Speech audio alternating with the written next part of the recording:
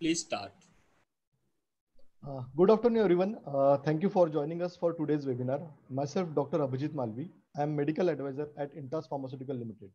Being a science-driven pharmaceutical company, Intas is always at the forefront in providing educational platforms. During this time of social distancing, webinar is the best platform for getting knowledge from experts. With immunocompromised status and physiological adaptive changes during pregnancy, pregnant women could be more susceptible to COVID-19 infection than general population. As COVID-19 is rapidly spreading, maternal management and fetal safety become a major concern. But there is a scarce information on assessment and management of pregnant women infected with COVID-19. Our webinar topic is in the same line, that is COVID and Gravid. And experts with us are Dr. Shivani Sachdev Gaur and Dr. Nupur Gaur.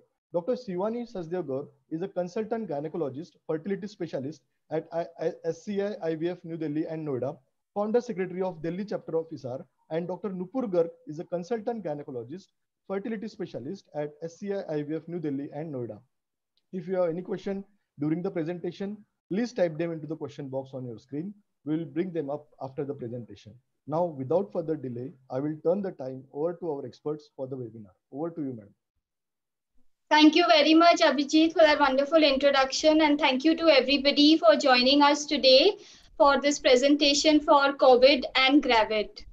I'm Dr. Shivani Sachdev Gaur. And I'm Dr. Nupur Garg. And we will be taking you through some of the aspects as Dr. Abhijit has mentioned. Now, out of all the things that we could have possibly imagined, I think none of us ever in our dreams could have imagined that we would have to practice in the times of a pandemic situation. So the key points that we are going to discuss today in the presentation, they include introduction, virology and epidemiology, clinical manifestation, prevention, course in pregnancy, approach to diagnosis, prenatal care. Sorry, ma'am, your voice is not audible. Please. Management of labor and delivery, postpartum care, abortion, MTP, ectopic pregnancy, and health worker chemoprophylaxis. Where did this all start? Coronaviruses are a family of enveloped single-stranded RNA viruses. They cause mild symptoms like common cold. At the end of 2019, a novel coronavirus was identified in a worker suffering from pneumonia in the Wuhan food market in the Hubei province of China. It was observed that this strain exhibited a very strong virulence. It quickly passed from humans to humans, so that in January 2020, World Health Organization designated this disease as a public health emergency. It designated this virus as the 2019 novel coronavirus. And later, the virus was renamed as SARS-CoV-2, which means Severe Acute Respiratory Syndrome Coronavirus 2. Earlier, this was called as 2019 nCoV, and now it is called as SARS-CoV-2. The reason why I put this up is because there are so many terminologies which are going on, that what is COVID-2, SARS, and what is COVID-19, what is the difference between them?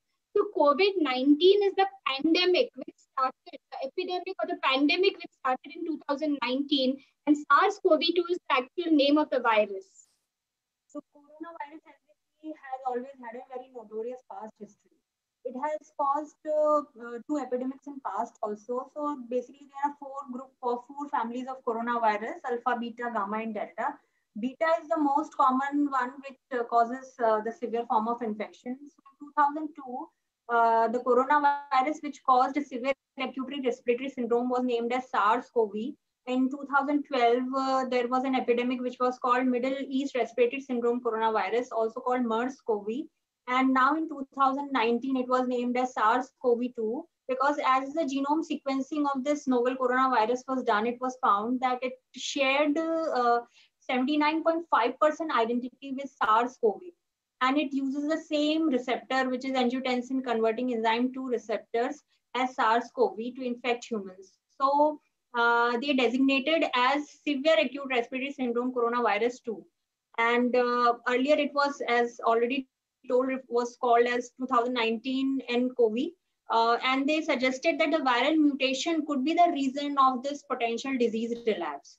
So in February 2020, WHO designated the disease COVID-19, which stands for Coronavirus Disease 2019. So this is the transmission cycle of SARS-CoV-2. This virus, that is SARS-CoV-2, basically its original natural host is bat. And because the humans don't usually come in contact with bats, it was assumed that the transmission to humans was through an intermediate host. The virus was transmitted from bats to an intermediate host. It could be a domestic animal. The suggested animals which could have transmitted it to humans were turtles, pangolins, and then from humans to other humans, it was transmitted through droplet spread. So this is how earlier it was suggested that in China, because there is a lot of seafood market, so they suggested maybe it was due to consumption of seafood. But later it was known that it could be either due to consumption of the wild animals or direct contact with through an intermediate host that the humans got infected. And this thing spread a lot that it is because of fish and animals. So even a lot of non-vegetarian food was avoided here in India. But as we see, the routes of transmission is mainly through droplets. So droplets are small particles. They don't linger in the air, don't travel more than 2 meters. Although the coronavirus has been detected in blood and stool, according to WHO Joint China report, the fecal-oral transmission does not appear to be a significant factor in the spread of infection.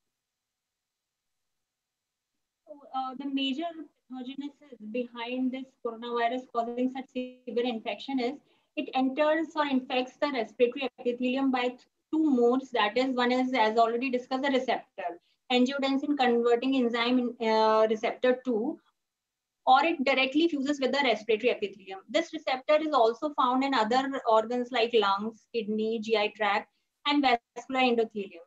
So once the coronavirus fuses or binds to this receptor, it enters and uses the host cell machinery to replicate itself. And during this process of replication, there is more and more cell injury.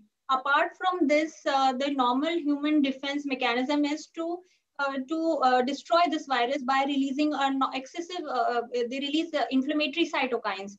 So this release of inflammatory cytokines was shown to be excessive, leading to a cytokine kind of storm. And this cytokine storm lead to extensive tissue damage, exudate production, and mucus plugging of bronchioles, which led to ventilation perfusion mismatch and pneumonia. The main cytokine which was found to be leading to this storm was interleukin 6. Now there is some new studies which are coming, which are also actually saying that the heme component is displaced, and because of that it is causing tissue damage, and that's why patients on ventilator are not responding so well. So I think this is a very evolving theory that we have right now. And the acute respiratory distress syndrome in this infection is characterized by hypoxemia, respiratory failure, bilateral infiltrates due to diffuse alveolar damage associated with a ventilation perfusion mismatch, pulmonary shunting, unable to successfully ventilate the patient. The septic shock is a form of a peripheral shock where there is vasodilatation and multiple organ dysfunction. Mostly the kidneys are involved. The symptoms that you find are shortness of breath, pneumonia, septic shock, renal failure, diarrhea, fever, headache, hemoptysis, cough, myalgia. Any one of these symptoms or multiple could be present. And there are certain specific underlying health conditions which increase susceptibility, such as hypertension, chronic obstructive pulmonary disease, diabetes, and cardiovascular disease. So disease severity has been categorized into 3 main: mild, severe, and critical. Mild, where there is no or mild pneumonia. Severe, there is more than 50% lung involvement, which can be seen in an imaging. And critical is with respiratory failure, shock, and multi-organ dysfunction. So the good thing is the critical thing is seen only 5% of cases, and 80% of the cases are mainly mild. Mortality estimates which has been found is approximately 0.25 to 3%, with the severe mortality rate seen in elderly population of more than 80 years, and other susceptible population also show high mortality like cardiovascular disease patients and diabetic patients. What is the risk of infection in pregnant women? So when we were preparing this presentation, we have gone through guidelines given by the Royal College of Obstetrics and Gynecologists. We have gone through Canadian guidelines, the American guidelines, guidelines by the Australian Society, ASRM, National Ministry of Health and Family Welfare guidelines, even local state guidelines like from New Delhi, from Kerala. So we have gone through a comprehensive set of guidelines, and wherever we found that the points were most well described and relevant, that is what we have put up in our presentation today. Now, what is the risk of infection in pregnant women? RCOG has one of the best publications on this. It is said that pregnancy does not increase the risk to contact the infection as compared to the general population. So, Abhijit, here I'm going to disagree with you as per the RCOG. But at the same time, I agree with you that pregnancy alters the body's immune system. It can cause more severe symptoms with COVID-19. And this is particularly true towards the end of the pregnancy, specifically after 28 weeks of pregnancy. So the precautions that all pregnant women should take, and this is as per our Ministry of Health and Family Welfare and FOXI GCPR, they include social distancing, which now we understand is at least 1 meter, avoiding unnecessary visits outside home, avoiding contact with people who are suffering from any form of viral illness, practicing a strict hand hygiene, respiratory hygiene with avoiding touching the face, and trying to work from home. So because of this COVID pandemic going on, there has been some changes made in the routine ANC care. And so we have gone through, as already told by Dr. Shivani, several guidelines, and the recommendations as per the guidelines are. So there has been a change. So the basic principles of all the guidelines have been that routine antenatal visits should be kept minimal, and more consultation should be encouraged on phone or video conferencing. And patients should be advised to come alone or keep the number of people accompanying to one. And they should follow all the principles of hand hygiene. They should all wear mask at all the time, gloves, frequent hand sanitization, both pre and post visit. So there, according to the maternal fetal medicine guidance for COVID-19, they suggested that the routine antenatal visits, before 12 weeks of pregnancy, if a patient contacts you, then on phone consultation, patient should be advised the medications. But at 12 weeks, a person should visit the clinic in person and dating and anti-scan should be combined in one visit as a one ultrasound. Then second visit should be in person at 20 weeks, and it should be both for consultation as well as anatomy ultrasound. Then third visit they suggested is at 28 weeks in-person visit. This should include Tdap injection if ROGAM is required. Then lab work should also be ordered, and patient should be given kick counts handout, that so that they can monitor the fetal kick counts at home itself. Then at 32 weeks, according to the guidance, they said that in low-risk patients need not visit at 32 weeks, but in high-risk patients, especially like PIH, preeclampsia patients, patients should be advised to monitor their blood pressure at home. They should be advised to purchase either that blood pressure cuff, and kick count handouts should be done. And at this point also, if the patient is high-risk, a cesarean section scheduling can be done. Then 36 weeks, another in-person OB visit is advised for testing for HIV, group B streptococcal infection, then follow-up of the patient who have been advised home BP monitoring. Again, kick count handouts should be, and patient should be asked whether she is perceiving adequate fetal movement counts. If patient is planning for an induction or cesarean section, then patient counseling, appropriate counseling can be done. And then we can, at 36 weeks, we can offer weekly tele consultation to the patient until delivery. So 38 weeks in-person visit only if there is no BP monitoring available at home for the patient. Then again, postpartum, they are suggesting that again, teleconsultation should be done and no need to visit at person. There was a question from Dr. Bharti Saran, and she was asking about this ROGAM, which is at 28 weeks, that it can reduce the immunity. But as we are seeing in the maternal fetal medicine guidelines, if the patient has indicated like RH negative, then ROGAM can be given, and we should not think about worry about the immunity status for that. So there are other suggestions which are given. The consultants who are doing 50-gram glucose challenge test followed by 100-gram glucose challenge test, for those, it is recommended that you do only one step 75 gram to our GTP. Then if it is not possible for the patient to visit for NT scan, and if the patient is in quarantine or in isolation, then cell-free DNA screening can be suggested at 10 weeks. So it will be rather than a combined test. Similarly, teleconsultation, home BP monitoring, fetal kick counts. Plus, they also suggest that the patient before visiting, you should do a phone triage. That means ask the patient on phone itself, screen for the symptoms on phone. If they have any history suggestive of fever, cough, or any history of contact with a positive patient or any history of international travel. So accordingly, guide them for further management. So this is very important. Phone triage, screening on phone. So before you give the appointment to the patient, you will do a triage on the phone and then book them in for the appointment, so that if they have any of these history at 12 weeks, you can do a cell-free DNA instead of doing an inpatient visit. Right. So these are some of the MFM guidance. They have suggested that timing and frequency of growth ultrasound in pregnancy. So here, if you see, a chart has been made and it has been divided into weeks. Recommended growth scans at 28 weeks, 32 weeks, 36 weeks, and then the frequency.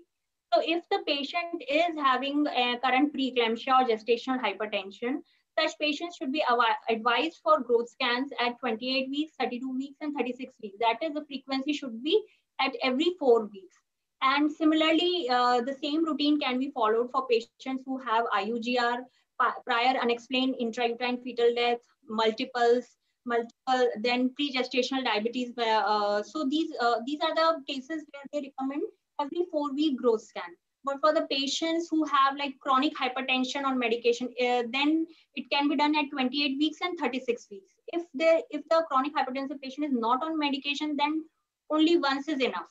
Then similarly, same routine for gestational diabetic patient, lupus, sickle cell disease, chronic kidney disease, organ transplant patient, cardiac disease, history of any history, prior history of IUGR or small for gestation age. So if these patients, no need to repeat it every 4 weeks, you can just do it every 8 weeks.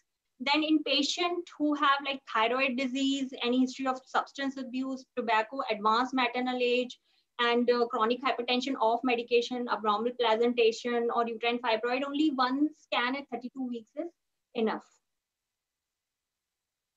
So now they have also given recommendations for NST according to the in the current pandemic issues. There has been changes in that. So in this, if you see the table, you will see that there are 4 columns basically given. So the first and second column, gestational age to begin, and then the frequency has been given. These are the routine what we do.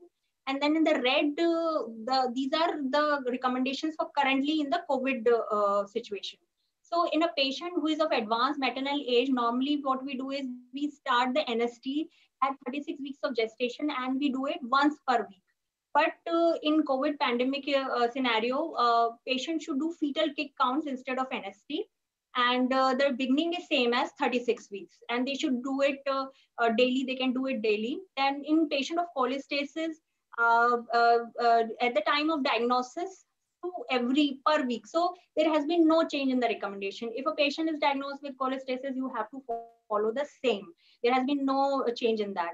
If patient is diagnosed with, if patient comes with decreased fetal movement count, so normally what we do is we advise NST every week from the beginning of diagnosis. So here they're saying in COVID pandemic, you do NST only once, that's it.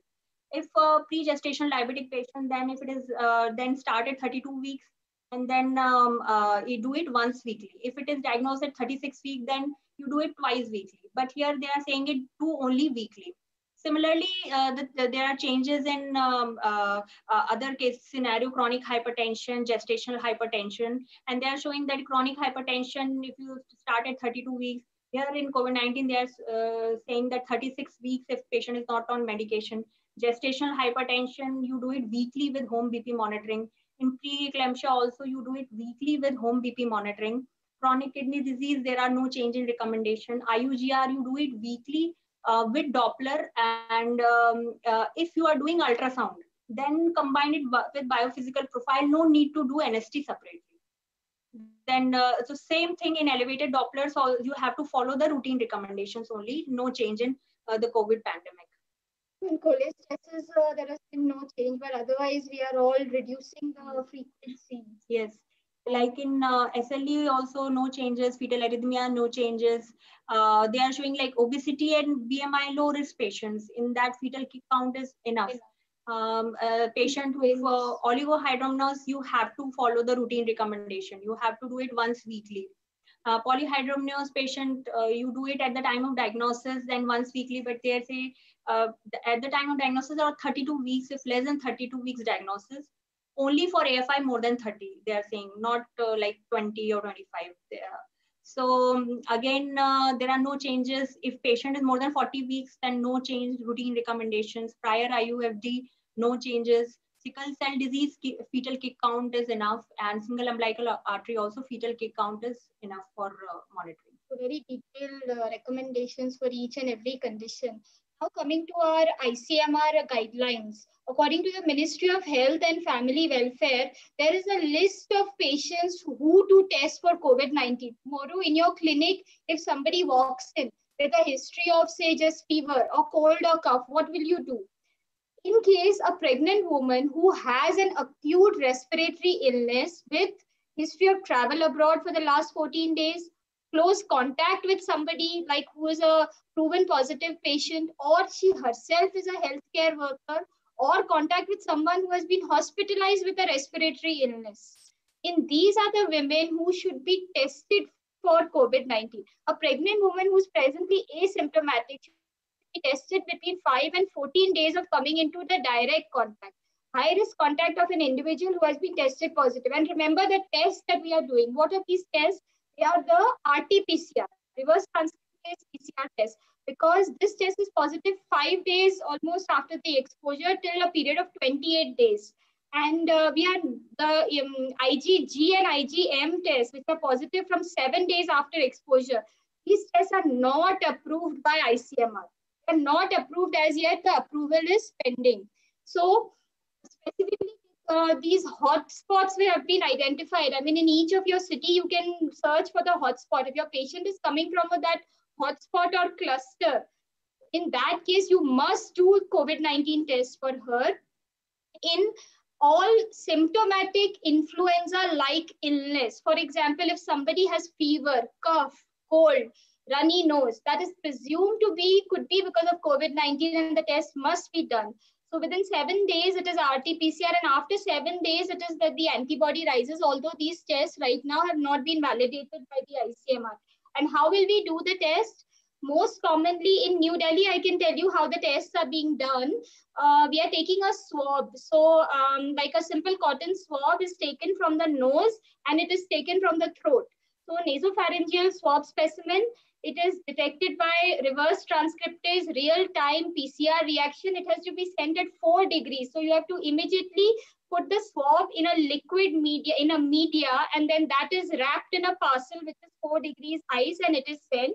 Remember, there can be a false negative rate of almost 30% even with 2 serial swabs. And in the near future, NAT or serological testing, serology, in fact, faster and cheaper, may be the method of choice to be used.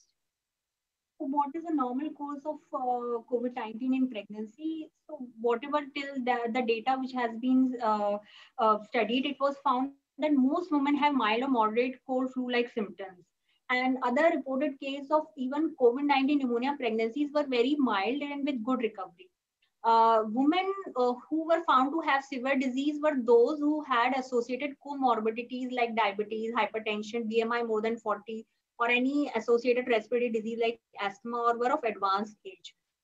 There have been case reports published of women with severe COVID-19, and there was one published case where it was found that a woman was admitted 34 weeks in ICU with multiple organ dysfunction and ARDS, and she required extracorporeal membrane oxygenation.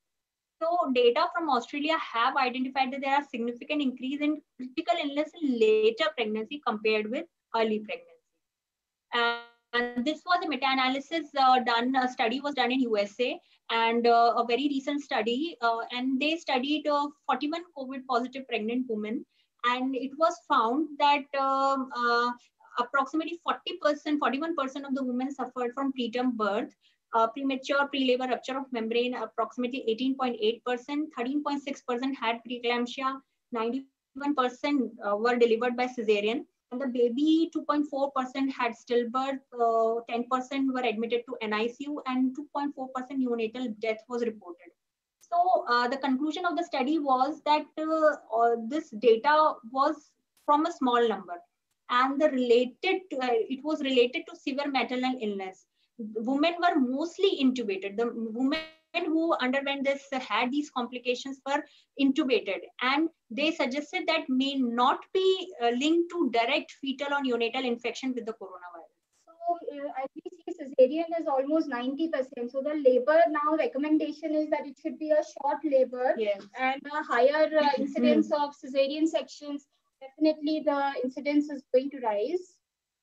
So coming to the effect on fetus, earlier there were a lot of reports suggesting that the virus may not be transmitted vertically, but there was a recent study which was done in Wuhan in China by Dong, and they studied 33 women. Out of those 33 women, 4 of the newborns had respiratory distress, and out of those 4, 3 were COVID positive. And these newborns had all these 3 newborns were found to be positive for coronavirus. And this was after they had taken all the preventive and precautionary measures to prevent the external transmission of the coronavirus from mother to the baby. So this study suggested that virus may be transmitted vertically to the babies. Almost 9% of cases. So you can expect maternal fetal transmission, according to this paper, to be in the region of 9%. And then there was a study which was done by Chen et al., and they found no evidence of coronavirus in amniotic fluid or cord blood of 6 of the infants of the infected women. So this is a much smaller paper, but they did not find any sign of vertical transmission in this. So currently we believe there is inadequate data on COVID-19. Inadequate data, whether it is associated with increased risk of miscarriage, congenital anomalies, does it cause fetal growth restriction? Data from the previous SARS epidemic, that is the data that we are using to predict, and that is reassuring, suggests that there is no increased risk of fetal loss, congenital anomalies associated with pregnancy, especially in the early part. And the Ministry of Health and Family Welfare has come up with guidelines in case any patient tests COVID-19 positive. So according to these guidelines, these patients are divided into 3 groups based on their symptoms. So that is the mild case, which is handled at a CCC, that is COVID Care Center. A moderate case, which is handled at COVID Health Center. And a severe case where you need an ICU, so that is a specifically dedicated COVID hospital. So based on these symptoms, patient might, if a patient is seen at fever clinic, or the patient is again having a travel history or any history with contact, then based on their symptoms, they are dividing into 3 groups: mild, only fever; moderate, where there is mild to moderate pneumonia; and severe, the patient is in hypoxia, respiratory rate is more than 30, oxygen saturation is below 90. So accordingly, the patient end is divided into 3. They are advised to go to these dedicated facilities, and then they are all tested for COVID-19. So if the test comes negative, then they can be discharged and managed symptomatically in the first group. If they come positive, then there is a separate section which is called confirmed case section of COVID Care Center. They are sent there, and then they are managed accordingly. Similarly to the group 2, if the patient is negative, then they are shifted to non-COVID hospital blocks and managed according to the clinical assessment. If they come positive, then they are again shifted to confirmed case section of dedicated COVID health centers, and they are monitored. And if their condition worsen, then they might have to shift them to dedicated hospital. Similarly, in the most severe group, if they are negative, they are managed according to their clinical assessment, observed for infection, and all the preventive measures and treatments are given. And patients who are comes positive, they remain in COVID-19 ICU and managed according to the clinical protocol. So the ANC care in COVID positive asymptomatic patient. Like if a patient comes COVID positive but the patient is asymptomatic, so what ANC care do we need to do the routine test? So it should be delayed until the patient recovers completely. But there are certain tests which can't be delayed. There are certain obstetric care like an AMLI scan which can't be delayed. So if it is deemed that the patient can't wait for, if patient is 17 weeks, patient can wait for another 2 weeks. And an AMLI scan can be done up till 21 weeks. So if it is deemed that obstetric care cannot be delayed until after the period of isolation, infection prevention and control measures should be arranged locally to facilitate care, preferably at the end of the working day. And if the ultrasound equipment is used, this should be decontaminated after use in line with national guidelines. So if the patient comes COVID positive but is not in labor, then there are two types of management. One is like patient is symptomatic, she is in distress, she is in respiratory distress, so we need to give her medical treatment. And she's not alone, she also has a baby inside, so we need to do fetal surveillance also. So the medical treatment includes supportive therapy, rest, oxygen supplementation, fluid management, nutritional care. It is recommended that maternal oxygen saturation should be maintained more than or greater than 95%. Fetal surveillance, so like American guidelines, they are suggesting of a COVID positive patient not in labor, how to do fetal surveillance. So they are suggesting a Bluetooth enabled external fetal monitor. If you have heard of Monica Novi wireless patch system, where the patient herself attaches the leads to her belly and the NST trace comes on the laptop or the tablet of the consulting physician. So from a distance, the fetal heart rate can be monitored for such patients. Then if the patient is fever, paracetamol is definitely drug of choice. If she has secondary bacterial infection, then pregnancy safe medications are advised. What about the medications to manage pregnancy complications? So the more very important medication that we commonly use in pregnancy are steroids, then tocolytics and magnesium sulfate if the patient is delivering before 32 weeks of pregnancy. So now these are all very dicey situations. The steroids, as we have seen that the studies have shown that steroids have a very negative impact on the overall outcome in the coronavirus infection. They can have negative effect. They can increase its pathology. It increases its course, negative course. Then it is magnesium sulfate can also is a respiratory depressant. So if the patient is below 32 weeks and has mild to moderate symptoms, then steroids are indicated. But if the patient is having severe respiratory distress, severe coronavirus infection, then before giving steroids, we should discuss with pulmonary team, critical care team. Again, between 30 to 34 weeks, mild, moderate symptoms, we can consider use of steroids, but in severe disease, we should preferably avoid. Above 34 weeks, completely avoid the steroids. Similarly, for tocolytics, indomethacin is not recommended because they say NSAIDs have a negative impact on coronavirus pathology. So nifedipine should be used instead of indomethacin. Similarly, magnesium sulfate below 32 weeks, mild to moderate, should use. But if the disease is severe, should discuss with a multidisciplinary team before using it. So a change in the guidelines here would be that after 34 weeks, no steroids. After 34 weeks, no steroids. And also not indicated to use anything like indomethacin or magnesium sulfate. Yes, unless it is like below 32 weeks and patient is in mild condition. So there are specific medications which have been published in different studies and which have been used at different setups to treat coronavirus infection. And some of them suggested, some of these suggested medicines are hydroxychloroquine and azithromycin. At different doses, hydroxychloroquine has been suggested a dose of 600 milligram, 200 milligram thrice a day, and azithromycin 500 milligram once a day for 10 days. And in one study, it showed a virological cure on day 6 of the treatment in 100% of treated patients. An alternative regimen which has been recommended was hydroxychloroquine to be given 400 milligram twice a day on day 1 and then 400 milligram once a day for next 4 days. Similarly, there is one antiviral combination, lopinavir, ritonavir, twice daily for 14 days. Although there was in a study no difference in time to clinical improvement was found. Side effect which has been suggested with chloroquine has been QT prolongation, particularly as well as cardiomyopathy and retinal toxicity. registry. So published clinical data is limited on both the medications.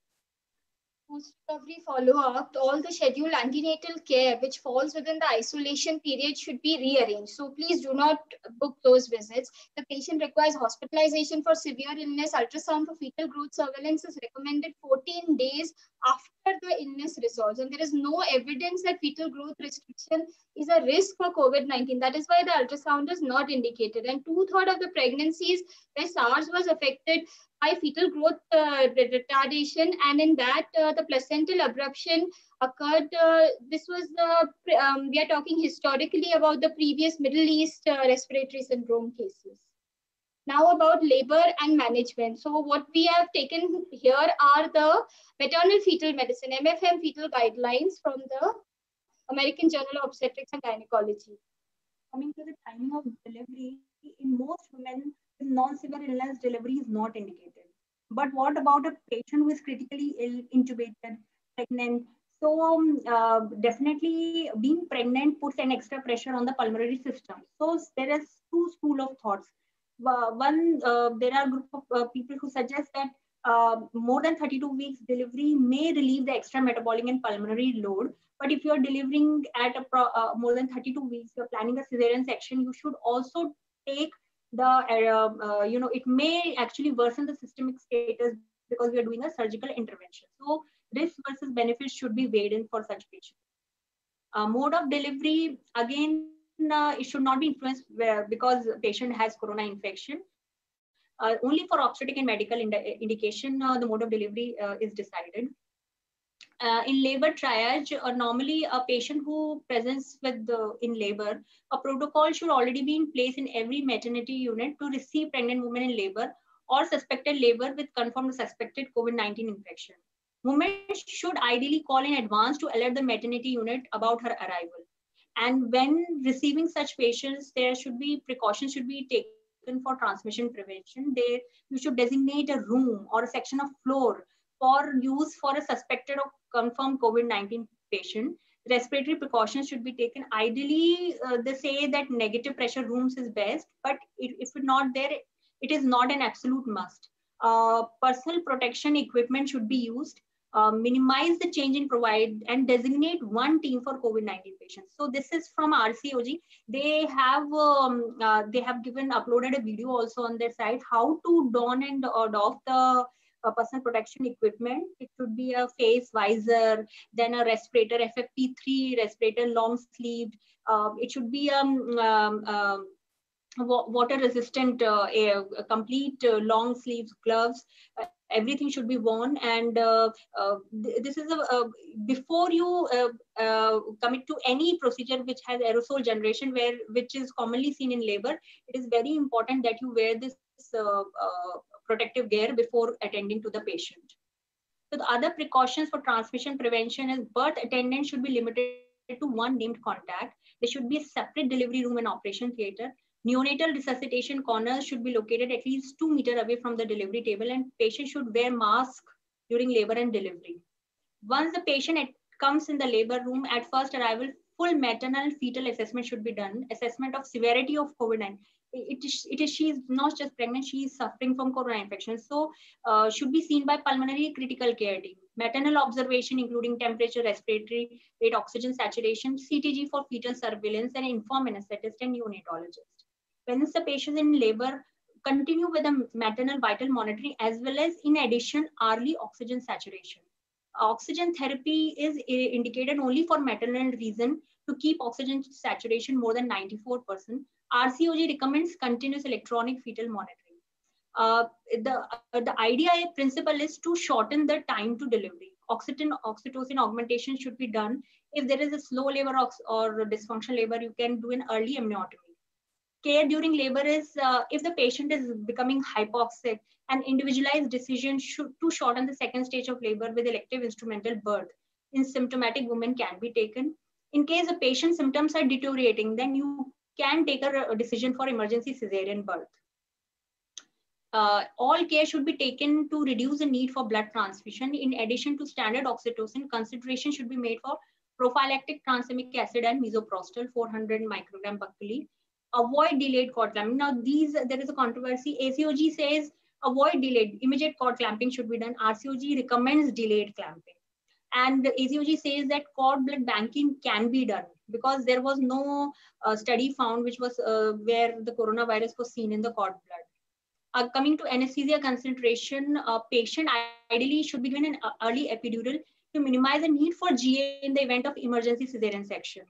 And COVID-19 is not an contraindication to neuroaxial anesthesia. IV analgesia shouldn't be avoided.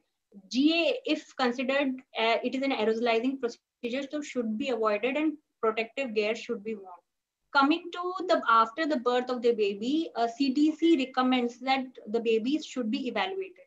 Mother with suspected COVID-19 and unknown test results, either pending or not. Infants born to such women are not COVID-19 suspects. But mothers with known COVID-19 infants are COVID-19 suspects and they should be tested, isolated from other healthy infants, cared for according to infection control precautions for patients. Coming to the neonatal care of COVID positive patients, there is no evidence of COVID-19 transmission through breast milk. However, given the risk of neonatal morbidity from transmission through maternal exposure, CDC recommends separation of mother and neonate after discussion with mother. I mean, it is not mandatory, but if it should be a shared decision. Separation is not required if infant tests positive. RCOG and FOXI recommends breastfeeding with discussion of risk factors. So here there is a separation where the ACOG says separate and RCOG and FOXI recommendations are that we should not separate and continue with routine breastfeeding, which is even encouraged. In fact, the CDC recommends that during this temporary separation, the women who intend to breastfeed should be encouraged to express the breast milk and maintain the milk supply. Before expressing the milk, they have to, of course, practice the appropriate hand and skin hygiene and also breast hygiene. Now, what should be this period of separation? According to the American Academy of Pediatrics, until the patient is afebrile for 72 hours without antipyretics, her respiratory symptoms are improved and at least 2 consecutive swab tests more than 24 hours have come negative. The precautions to practice for breastfeeding are to wash hands before touching the baby, breast pump bottles, avoid coughing or sneezing on the baby while feeding, consider to wear a face mask if available while feeding or caring for the baby. Where a breast pump is used, follow the recommendations for the pump cleaning and consider asking somebody else who is well to feed the baby on your behalf. For the postnatal care, continued medical evaluation for respiratory status and symptoms and standard practices of routine postnatal care should be followed with hygiene related to puerperium and hand hygiene. Advice on management of engorged breast where the breastfeeding is not established. Measures to enhance breastfeeding is absolutely fine, can be used. Healthy and nutritious diet to build the immunity. Coming to the postpartum care in non-COVID patients in current scenario, the plan should be principle should be to expedite the discharge planning. All vaginal delivery should have a goal of discharge on postpartum day 1 or even same day if possible for selected women. All cesarean deliveries should have a goal of discharge on post-operative day 2 with consideration of postpartum day 1 discharge if meeting the milestone. Discuss anticipated maternal discharge with pediatrics, neonatology to determine the timing of infant discharge. Home care with supplies of blood pressure follow will be critical to in discharge of patient with hypertensive disorders. Investigational approach to treatment. So there are, as we discussed, there are a lot of investigational approaches going on. We discussed hydroxychloroquine, azithromycin, lopinavir. So there are other drugs which are currently under investigation. One of them is redesivir. It is a nucleotide analog that has activity against SARS-CoV-2 in vitro. It is an IV agent, and systematic evaluation of the clinical impact of redesivir on COVID-19 has not yet been published.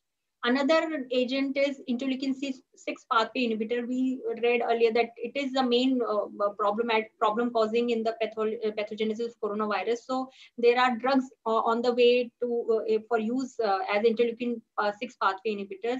Then there is one therapy which is currently very much in news, that is convalescent plasma. So a case series described administration of plasma from donors who had completely recovered from COVID-19 to 5 patients with severe COVID-19 on mechanical ventilation and persistently high viral titer despite investigational antiviral treatment. The patients had decreased nasopharyngeal viral load, decreased disease severity score, and improved oxygenation by 12 days after transfusion, but these findings do not establish a causal effect. Finding appropriate donors and establishing testing to confirm neutralizing activity of plasma may be of logistic challenge. So this was still under research. Many, especially in USA, they are planning to start this very soon, the use of convalescent plasma. So in Kerala also, I think the trials are to be, ICMR has asked for approval from the DGCI, Directorate Control of Drugs of India, and around 16,000 rupees is going to be the approximate cost for the plasma. Now, coming to one other aspect. So there might be some patients who might call you for an MTP. They want MTP or patients with who need abortion care services. Now, RCOG has published very good guidelines for this. So according to these, abortion is actually an essential part of healthcare for women.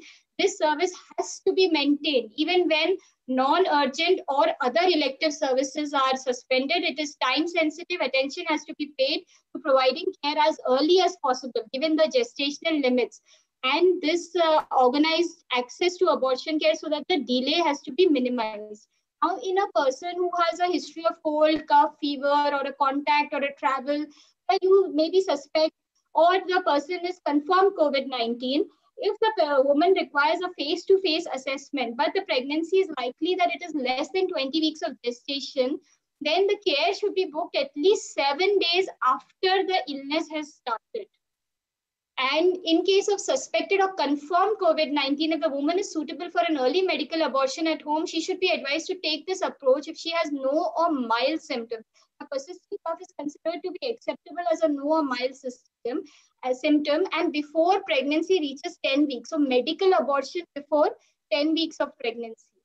If the abortion cannot be safely deferred and face-to-face contact is necessary, request the woman to attend the clinic at one particular time, like at the end of your date clinic OPD, at a location which is equipped to manage COVID-19 patients. So correct infection prevention control measures can be put into place, and she should be given a surgical mask and asked to wash her hands when she comes. If surgical abortion is done, do vacuum aspiration under local anesthesia, IV sedation. Please avoid general anesthesia. Consider even spinal anesthesia or IV sedation, which is more appropriate in this setting. In case of suspected or confirmed COVID-19, they say to even check clotting profile along with the CBC and blood group. Ensure that the best practice is followed to reduce the risk of transmission and infection. So limit the number of people in the theater. Everybody should use personal protective equipment, decontaminate the whole area. At this PHE is Public Health England. So we should follow the decontamination guidelines as per our government. And self-isolation due to contact with suspected COVID-19, the same practices as described for suspected cases. Now, it is especially important to reduce the contact during COVID-19 pandemic. So this is something different. One extra dose of 400 microgram of misoprostol has been advised 4 hours after the your routine protocol, so that the abortion is complete and the contact is reduced. Now, what if the woman has pain after she takes the medication? So there is evidence that NSAIDs like ibuprofen 400 or 800 milligram are effective. And also there is good evidence that paracetamol may not be very effective. However, in cases of this current COVID pandemic, paracetamol should be used in preference with ibuprofen. Ibuprofen can be used in other circumstances, but in this case, use paracetamol. Now, in our Indian context, remember that MTP medicine comes under Schedule H medicine. You cannot really prescribe it to the person on the phone or on telemedicine. You have to have a face-to-face because you have to get the consent form signed. So you have to follow everything as per the MTP Act. I mean, it is not acceptable that you will do it on the phone without signing the consent forms. So you must do a phone triage, call the patient, get the consent form signed, and then prefer to do a medical termination. Now, in fact, if you have to do a surgical termination after 12 weeks, I put up this circular which has just come to all of us here in Noida that we must do the COVID test for every woman before you take her for any surgical procedure. This is a new circular which has come. What happens in Delhi is that we don't have to do the COVID test. And I thank Dr. Kishore Rajurkar here from Sanjay Gandhi Hospital because he told me what is happening in their government setups is that at the entrance of the hospital, a complete evaluation is done. Does she have influenza-like illness, travel history, contact with somebody, or she's from a hotspot area? You know, you look for these hotspot areas. Is she from there? And then after that, you decide whether she needs to do the COVID-19 test or not. So it is not to be done routinely for all. Now, one last scenario comes of ectopic pregnancy. In ectopic pregnancy, I'm sorry for the typo error here, but what it says is avoid absolutely laparoscopy is not acceptable at this time. And if at all surgical management, it has to be by mini laparotomy. Preference should be given to medical management. Now, again, with medical management with methotrexate, there is a concern that methotrexate is immunosuppressant. So does the woman have to go in self-isolation when she has taken methotrexate? So what is being suggested is that these are the British guidelines, that it's approximately like 1 or 2 off doses of women, and these women generally have healthy immune systems. So it is not required that the woman goes in self-isolation after methotrexate, but there is a rare case that the WBC counts can fall. So you must keep a follow-up.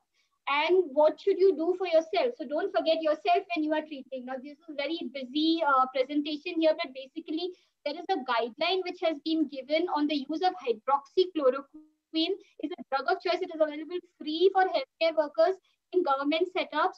And what they should use is 400 milligram 2 times a day on day 1, and 400 milligram once in a week for the next 7 weeks, and take it always with meals. So this is the guidelines for healthcare workers as per the National Task Force for COVID-19. Now there's another controversial issue of a consent form. Should you take a special consent when you are doing a delivery, or you are doing treating somebody with ectopic pregnancy, that the special consent is that this is the time of a pandemic? And also there is a declaration form. So this is a bit controversial. Some of us follow, some don't. For our practice, we actually in Delhi, most of the hospitals are doing this. We are taking declaration forms. We are signing a special consent form for whatever it's worth. So thank you everybody very much for being with us today on a Sunday afternoon. And we are now come to the end of the webinar. Thank you.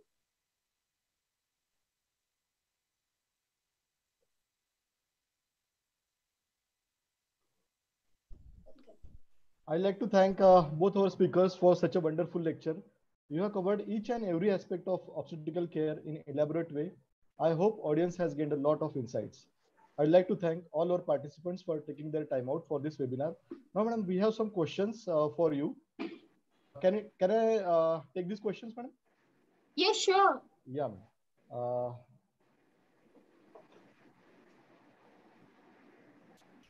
Yeah, go ahead. Yeah, just a minute. This is Dr. Varsha Shivaji Lahade. She's asking, Dr. Shubhangi Mundada, what about low dose aspirin in COVID? Yeah, so low dose aspirin can be continued. As for low dose aspirin was for preeclampsia preventive measures. So earlier there was like NSAIDs should be given or not during COVID. So WHO has recommended can be given, and there is no negative effect till now. No negative effect has been seen, so they can be continued for preeclampsia prophylaxis. Okay. Next is specifically mentioned in those guidelines that it can be continued. So we don't think that there should be any problem with aspirin. Okay. Now, next question is from Dr. Ritu Santwani. She's asking, breastfeeding is allowed to COVID positive mother? See, again, this is a shared decision. We have to explain to the mother that there are risks that she's COVID positive and she may transmit the infection to the newborn. First of all the newborns are tested for COVID themselves. And till CDC says, till their result comes, they should be separated and isolated from the healthy newborns. And if it comes positive anyway, then she can feed the baby. But if it comes negative, then it is you have to discuss with the mother the risk and benefits. So there are different school of thoughts. As we discussed, RCOG says that the advantages of breastfeeding are such that every woman, every newborn should be allowed to have bonding and breastfeeding from the mother. But the mother should take proper precaution. Both mother and baby should be wearing protective gear, and mother should follow all the measures with respect to hand sanitization, washing of the breast also before starting feeding. But CDC and American guidelines, they say that baby should be kept separate, and ideally, because there is no virus in the breast milk, they should do breast pumping, and the feeding can be done by some other caregiver who is non-COVID. So that they can feed the baby that breast milk in a separate room to avoid contact with the mother. So, it's a discussion between the doctor and the mother, what she decides. If she elects or she chooses to breastfeed the baby, it's her choice, but she should take all the precautions. Okay. Next question is from Dr. Biswajit. He's asking, any infertility patient, for any infertility patient, can we do IVF or IUI at this time? So the ASRM guidelines, in fact, most of the international guidelines are saying that you cannot start any elective IVF procedure. The only procedure you can start is in case of egg freezing or embryo freezing for somebody with malignancy. That is for fertility preservation. That is the only exception to this rule. Apart from that, fresh cycle, frozen embryo transfer cycle are all suspended. Okay. Madam, next question is from Dr. Tarini. She is asking, if the patient is of IUGR, how many visits you plan? So for IUGR patients, initially, as we discussed, the visits, what we were recommending was at 28 weeks, then 32 weeks, then 36 weeks. So every 4 weeks they are recommending.